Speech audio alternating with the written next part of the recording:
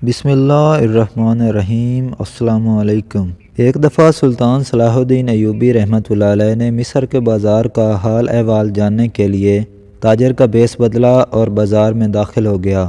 آپ رحمۃ اللہ علیہ چند دکانداروں کے پاس گئے، ان سے کچھ حال احوال پوچھا، تاجر کے روپ میں بازار کے بارے میں پوچھا، پھر جا کر ایک بازار کی نکر پر کھڑے ہو گئے۔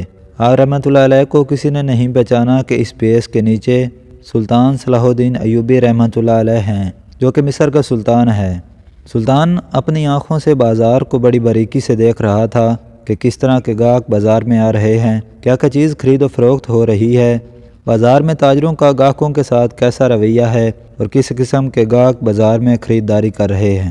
ابھی سلطان یہ چیزیں دیکھ ہی رہا تھا کہ آپ رحمۃ اللہ علیہ کی نظر ایک نوجوان پر پڑی، جس کو دیکھ کر سلطان کی نظریں چند لمحوں کے لیے اس پر جم گئیں۔ وہ نوجوان بہت زیادہ خوبصورت اور حسین و جمیل تھا، اس کو دیکھ کر ایسے لگتا تھا کہ آج کے دور کا یوسف ہے۔ لیکن حیرانی کی بات یہ تھی کہ وہ نوجوان ہاتھ میں ایک ڈبہ پکڑے ہوئے تھا، جس کو دیکھ کر معلوم ہوتا تھا کہ وہ نوجوان جوتوں کی مرمت کا کام کرتا ہے۔ آپ رحمۃ اللہ علیہ اس نوجوان کو بڑے غور سے دیکھ رہے تھے کہ یہ نوجوان کہاں جاتا ہے اور کیا کرتا ہے۔ وہ نوجوان چلتے چلتے ایک دکان کے کونے پر جا کر بیٹھ گیا، جہاں وہ محمول کی طرح بیٹھتا اور جوتوں کی مرمت کا کام کرتا تھا۔ لیکن حیرانی کی بات اس وقت ہوئی جب اس نوجوان نے اپنی دکان لگائی تو گاہک فوراً اس کی دکان پر آنا شروع ہو گئے۔ اس نوجوان نے 3-4 گاہکوں کے جوتوں کی مرمت کی اور جیسے ہی اس نے 2 سونے کے سکے کما لیے تو اس نے فوراً سے اپنا سامان سمیٹا اور ایک روٹی والے کے پاس گیا اور 4 روٹیاں خریدی اور واپس چلا گیا۔ یہ سارا منظر سلطان صلاح الدین ایوبی رحمۃ اللہ علیہ اپنی آنکھوں سے دیکھ رہے تھے۔ آپ نے سوچا کہ شاید اس کو کوئی کام پڑ گیا ہوگا، اس لیے یہ صرف 2 سکے ہی کما کر چلا گیا۔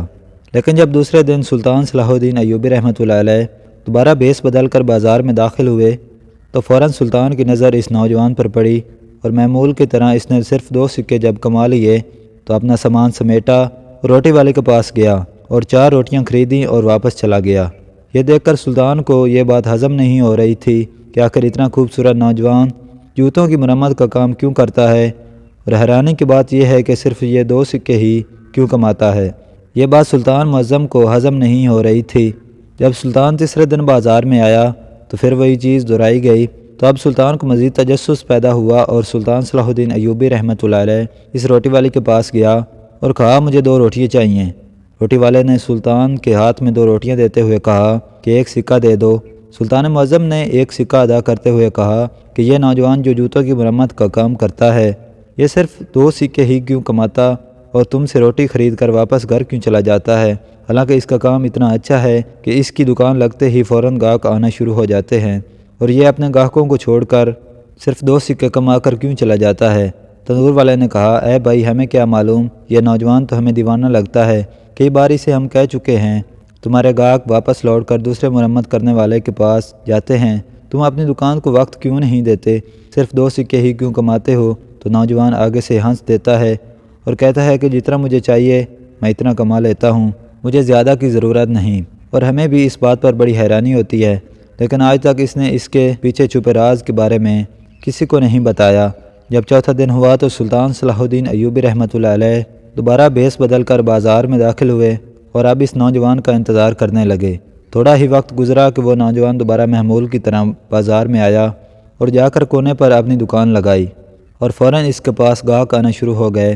اب جیسے ہی اس نوجوان نے 2 سکے کما لیے تو وہ فوراً روٹی والے کے پاس گیا اور جا کر اس سے روٹی خریدی اور دوبارہ اپنے گھر کی طرف چل پڑا۔ اب سلطان صلاح الدین ایوبی رحمۃ اللہ علیہ یہ سارا منظر دیکھ رہے تھے اور اب سلطان اس نوجوان کا پیچھا کرنے لگا۔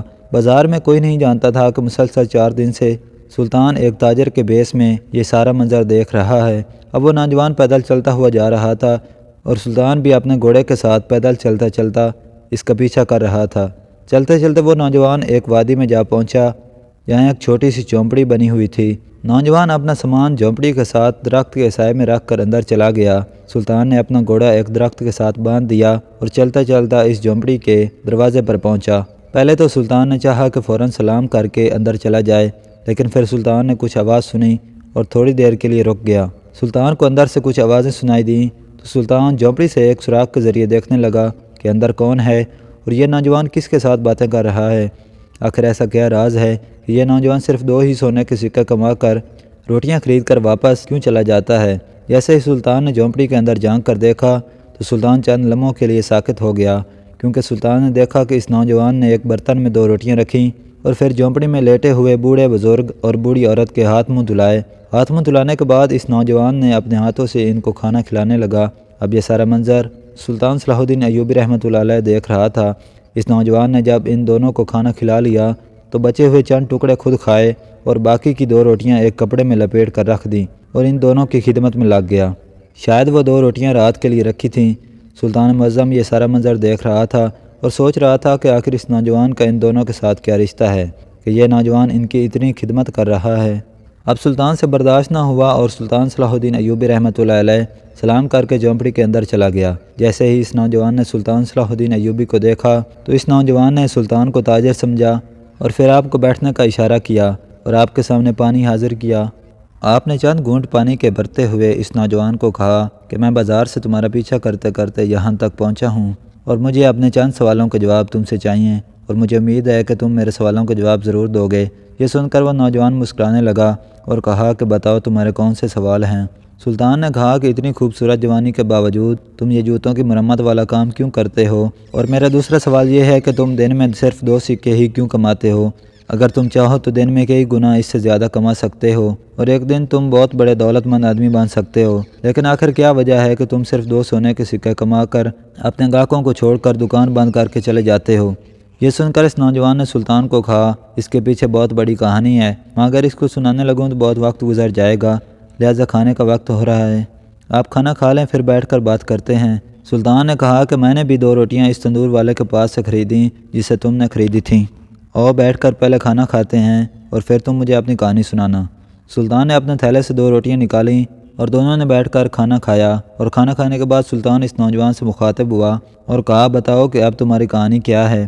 تو اس نوجوان نے کہا کہ یہ بوڑھا آدمی میرا باپ اور یہ بوڑھی عورت میری ماں ہے، اور مجھے بچپن ہی سے سلطان کا وزیر بننے کا شوق تھا۔ میں بڑے بڑے مدرسوں میں پڑھتا رہا تاکہ میں سلطان کا وزیر بن سکوں، لیکن وقت نے کچھ حالات کا رخ ہی بدل دیا۔ ایک طرف میں جوانی کے سفر کی منزل طے کر رہا تھا تو دوسری طرف میرے بابا جوانی سے نکل کر بڑھاپے کی طرف جا رہے تھے۔ جب میں جوان ہوا تو بڑھاپے نے میرے باپ کو گھیر لیا۔ اب میرے بابا جس نے مجھے بچپن سے لے کر جوانی تک کھلایا تھا اب وہ کمانے کے لائق نہ رہا، لیکن مجھے پھر بھی سلطان کا وزیر بننے کا جنون تھا۔ میں بڑے بڑے مدرسوں، بڑے بڑے قاضیوں کے پاس تعلیم حاصل کرتا رہا تاکہ اس قابل بن سکوں کہ سلطان کا وزیر بن سکوں، لیکن میری ماں بابا کہتے کہ بیٹا سلطان کا وزیر بننا کوئی عام بات نہیں، یہ بہت بڑا عہدہ ہوتا ہے اور اس کی بہت ذمہ داریاں ہوتی ہیں، ایک غریب کا بیٹا کبھی وزیر نہیں بن سکتا۔ لیکن میں اپنی ماں کو ہمیشہ کہتا کہ ایک دن میں اپنے سلطان کا وزیر بنوں گا۔ وقت کے ساتھ ساتھ میرا یہ خواب بھی بڑا ہو رہا تھا۔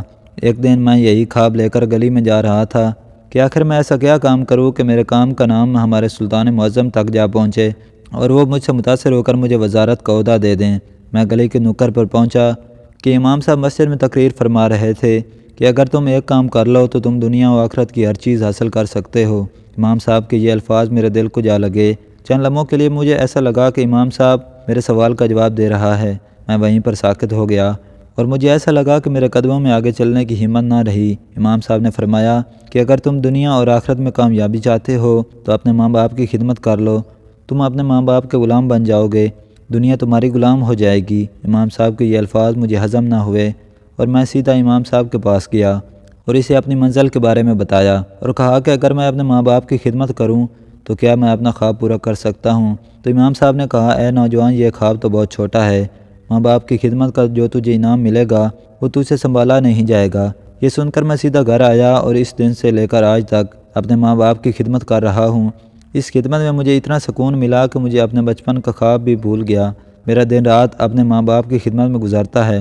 اس دن سے ہی میں نے اپنے بابا کا سامان اٹھایا اور کام کے لیے چل پڑا، اور اسی دن سے لے کر آج تک میں صرف 2 سونے کے سکے کما کر دوبارہ اپنے گھر آ جاتا ہوں اور اپنا سارا وقت اپنے بوڑھے ماں باپ کی خدمت میں گزارتا ہوں، اور یقین جانیے کہ مجھے اس خدمت میں دنیا داری بھول گئی۔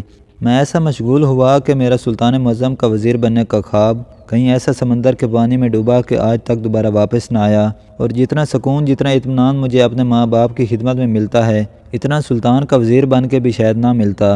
یہ سن کر سلطان صلاح الدین ایوبی رحمۃ اللہ علیہ مسکرانے لگے اور کہا کہ اگر تیری خدمت کا علم سلطان صلاح الدین ایوبی رحمۃ اللہ علیہ کو چل جائے اور اگر وہ تم سے متاثر ہو اور تمہیں اپنا وزیر بنانے کا حکم دے تو کیا تم اس کا وزیر بننے کے لیے تیار ہو جاؤ گے؟ تو یہ سن کر اس نوجوان نے کہا کہ میں اپنے سلطان پر جان قربان کر سکتا ہوں، لیکن اپنے ماں باپ کی خدمت چھوڑ کر سلطان کا وزیر نہیں بن سکتا۔ یہ سن کر سلطان صلاح الدین ایوبی رحمۃ اللہ علیہ مسکرائے اور اپنا بیس ہٹایا اور کہا کیا تم نے کبھی اپنے سلطان کو دیکھا ہے؟ تو اس نوجوان نے کہا نہیں، ابھی تک ان گنہگار آنکھوں نے اپنے عظیم سلطان کو نہیں دیکھا۔ تو سلطان صلاح الدین ایوبی رحمۃ اللہ علیہ نے اپنی نایام سے تلوار نکالی اور نعرہ بلند کرتے ہوئے کہا آپ کا سلطان آپ کے سامنے ہے۔ یہ سن کر وہ نوجوان ہکا بکا ہو گیا اور اسی وقت سلطان کے قدموں میں گر گیا اور کہا سلطان معظم مجھے معاف کر دیجئے، میں نے آپ کو پہچانا نہیں۔ یہ سن کر سلطان صلاح الدین ایوبی نے اس نوجوان کو بازو سے پکڑ کر اٹھایا اور کہا کہ دیر سے صحیح لیکن تیرا خواب تھا آج پورا ہونے والا ہے، تجھے تیری کی ہوئی خدمت کا انعام مل رہا ہے۔ اس نوجوان نے کہا سلطان معظم جیسا کہ میں آپ کو بتا چکا ہوں کہ میں اپنے ماں باپ کی خدمت چھوڑ کر نہیں جا سکتا۔ تو سلطان نے کہا کہ کس نے آپ کو کہا ہے کہ تم اپنے ماں باپ کی خدمت نہ کرو، تم اپنے خواب کو بھی پورا کرو اور اپنے ماں باپ کی خدمت بھی کرو۔ اس کے بعد سلطان صلاح الدین ایوبی رحمۃ اللہ علیہ نے اس نوجوان کو 1 مہینے کی تربیت کے بعد اپنا وزیر بنا لیا اور اس نوجوان نے سلطان صلاح الدین ایوبی رحمۃ اللہ علیہ کے ساتھ کئی جنگوں میں شرکت کی اور آپ نے کئی فتوحات حاصل کیں۔ اور اسی طرح وہ نوجوان جس کا باپ جوتوں کی مرمت کا کام کرتا تھا، اس کا بیٹا ایک دن سلطان کا وزیر بن گیا اور وہ کوئی عام سلطان کا نہیں بلکہ سلطان صلاح الدین ایوبی رحمۃ اللہ علیہ کا وزیر تھا۔ دوستو یہ تھا ماں باپ کی خدمت کا انعام۔